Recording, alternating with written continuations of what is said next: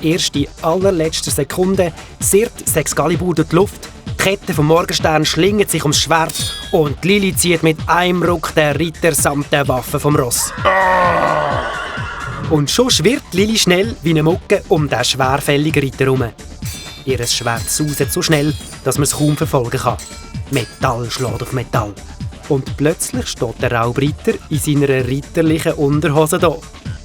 Dank dem Excalibur hat Lili seine Rüstung aufgeschlitzt wie mit einem Büchsenöffner. Mit dir bin ich noch nicht fertig.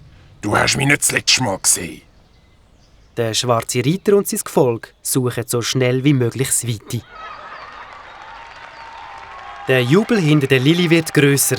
Die Leute öffnen das Burgtor und strömen hin.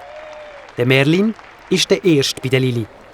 Werte Kollegin, ich habe gewusst, dass du dir recht bist. Wunderbar, wie du die Aufgabe ohne Blutvergießen bewältigt hast. Wir alle wissen... Was piepst denn da? Der Lili, ihr Blick, geht zu ihrem Handgelenk.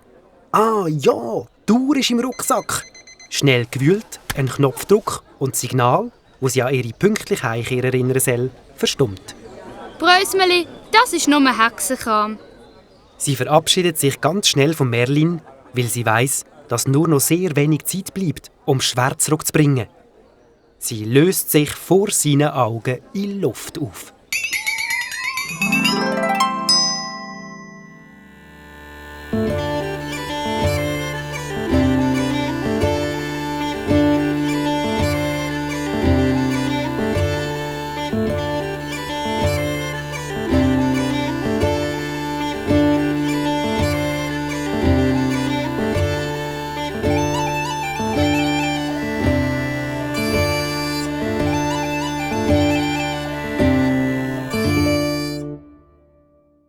Der Ambrosius lässt sich's nicht nehmen, ihr zu folgen. Natürlich ist Lili schneller beim Drachen. Sie rührt ihren Stein, wo ihr den Hexensprung ermöglicht hat, in Sand.